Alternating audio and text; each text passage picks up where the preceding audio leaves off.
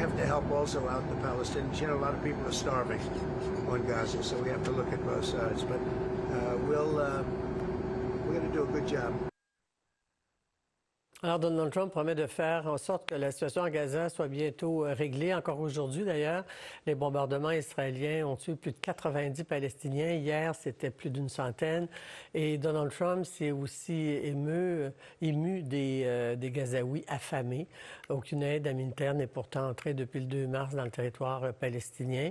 Et en fin d'après-midi, sur le réseau Fox News, il disait qu'il comprenait très bien, M. Netanyahou, qu'il avait une grande colère et qu'il avait raison de faire ce qu'il faisait. Là, je paraphrase, mais c'est à peu près le sens. Donc, il peut s'émouvoir, mais ne changera rien pour la situation à Gaza.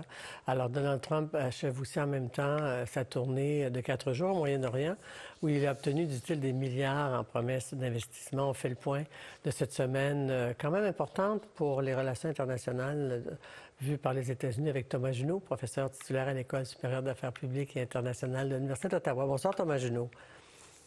Bonsoir. Alors, on essaie de voir cette semaine en parallèle cette tournée au Moyen-Orient, le fait que Donald Trump ne soit pas allé en Israël, mais ne renie pas Israël, bien au contraire, mais que là, c'est finalement aujourd'hui qu'il s'émeut de la situation à Gaza, promet de régler la situation. Quelles sont les conditions dans lesquelles ça peut se faire, d'après vous, cette promesse de Donald Trump?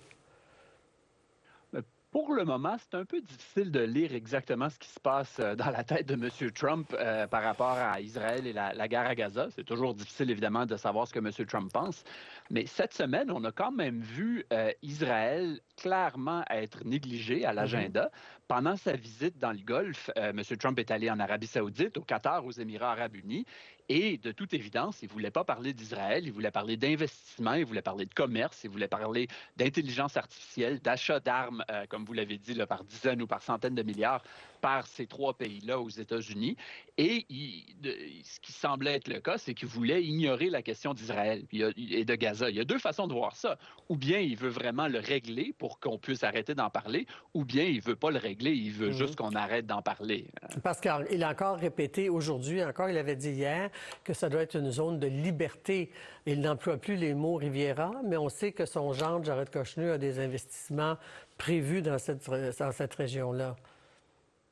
Bien, la fameuse ligne sur une Riviera, donc des hôtels de luxe à Gaza, ça a été une énorme erreur de la part de M. Trump. Et selon ses standards à lui, c'était une grosse erreur parce que comme beaucoup des idées de M. Trump, le 51e État au Canada, par exemple, ça n'arrivera pas. Il n'y aura pas de Riviera sur la bande de Gaza. Mais en le disant, ce qu'il a fait, c'est qu'il a donné énormément d'énergie à l'extrême droite en Israël, qui avait déjà beaucoup de momentum là, depuis quelques années.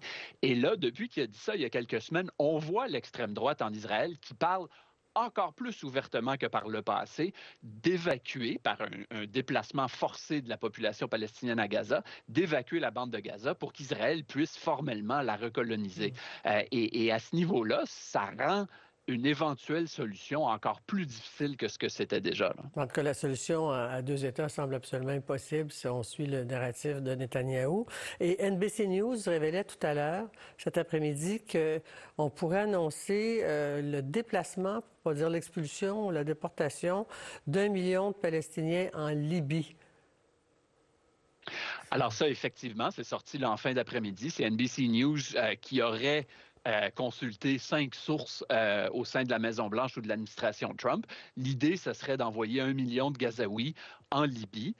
C'est une idée qui, au minimum, est complètement farfelue, pour pas dire carrément illégale au regard là, du droit international humanitaire. La Libye, c'est un pays qui est complètement dévasté par la guerre, qui a ses propres problèmes. C'est un pays de seulement 7 millions d'habitants. Donc, l'idée que ce pays-là, dévasté, ravagé, appauvri, qui a 2 gouvernements qui font compétition chacun dans une moitié du pays, pourrait accueillir jusqu'à 15 % de la population du pays. Donc, proportionnellement au Canada, ce serait comme accueillir 6 millions de personnes à peu près. Ça n'a aucun sens. Là. Alors là, évidemment, ce qu'il faut voir, c'est est-ce que c'est un débat qui a eu lieu au sein de la Maison-Blanche, puis c'est une idée qui a été fuitée pour essayer de la discréditer ou de lui donner du momentum? C'est très difficile à dire, mais en bout de ligne, c'est une idée qui n'a aucun sens. En même temps, là, l'offensive israélienne va encore augmenter au cours des prochains jours. Ils ne veulent pas arrêter. M. Macron et d'autres instances internationales veulent tenir une conférence sur une solution à deux États là, au mois de juin. Emmanuel Macron a aussi dit que ce qui se passe à Gaza, c'est une honte. Même notre nouvelle ministre de la Défense, le jour de son assermentation, a eu quelques mots émus à l'égard des Palestiniens, ce qu'on n'a pas de Gaza. On n'a pas entendu ça souvent. Là. Est-ce qu'il y a quelque chose qui change, selon vous, là, dans la pression internationale? Difficilement, parce que comme vous et moi, on en a déjà parlé là, depuis 1 an et demi, en bout de ligne, la pression internationale qui compte, c'est celle qui vient des États-Unis. Tout le reste, c'est loin derrière. C'est même pas secondaire, là, que ça vienne de la France ou du Canada ou d'ailleurs. Et pour le moment, comme on le disait il y a 3 minutes, c'est difficile de lire les intentions de M. Trump, mais on ne voit pas, en tout cas, une pression sérieuse émerger. Là où il pourrait y avoir un début de mouvement intéressant, mais j'insiste pour dire qu'on est encore loin, c'est que M. Trump a de toute évidence une relation très proche avec Mohammed Ben Salman, qui est le prince héritier d'Arabie saoudite. On a vu là, une interaction extrêmement chaleureuse au début de la semaine. Le prince héritier le dit depuis le début qu'il serait prêt à faire la paix avec Israël, à mener un front arabe de normalisation avec Israël en échange d'un progrès sérieux vers une solution à deux États. On en est encore très loin, mais si j'avais à deviner, je dirais que Mohammed Ben Salman, en privé, a beaucoup parlé de ça à M. Trump. Et pourtant, ça ne fait pas fléchir Netanyahou parce que où sont les intérêts de Trump personnellement? Parce qu'il y a des développements immobiliers, on évoque même des cas de conflit d'intérêts, de corruption. Il s'enrichit, lui, là-bas. Mais pour les intérêts de Trump versus les intérêts des États-Unis là-dedans?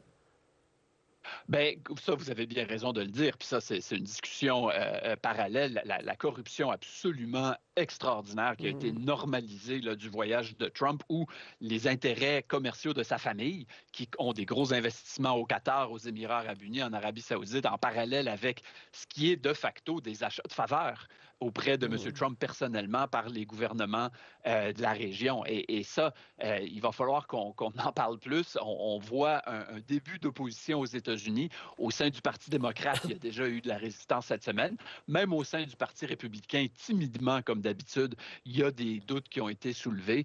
Mais il va falloir en parler plus là, dans les prochaines années parce que c'est un niveau de corruption qu'on n'a pas vu là, depuis des décennies. Là. Notamment sur cette histoire d'avion du Qatar, il y a des républicains qui n'en veulent pas. D'autant, puisqu'on va revenir peut-être à la poignée de main entre Al-Shara, donc de Syrie, et de Donald Trump, qu'il considérait terroriste il n'y a pas si longtemps, et qui, certains disent, Ben Salman est un meurtrier, l'affaire de Khashoggi. Al-Shara a été terroriste il n'y a pas si longtemps. Al-Qaïda a quand même fait mourir plus de 3000 Américains. Et Biden lui-même a un dossier criminel. Alors, ça fait un beau groupe, ça. Oui, ça fait un beau groupe. Il y a une photo qui a énormément circulé sur Internet cette semaine de M. Trump, Mohammed Ben Salman d'Arabie saoudite et le nouveau président syrien, comme vous dites, un ancien dirigeant d'Al-Qaïda.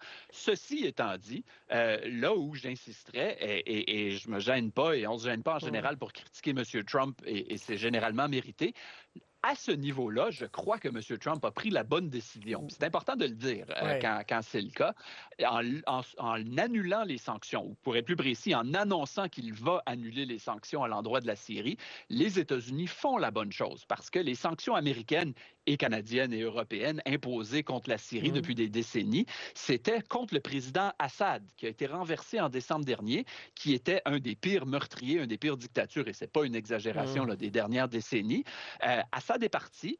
Il a été remplacé, oui, par un ancien terroriste, mais qui se dit réformé. Moi, je crois qu'il faut lui donner une chance parce que si les sanctions ne sont pas annulées, on réduit les chances de la Syrie de se reconstruire après 15 ans là, de guerre atroce. Alors, c'est la bonne décision, puis j'espère que le Canada va suivre. Très bien, c'est bien entendu. Merci Thomas Junot, toujours un plaisir. Au revoir.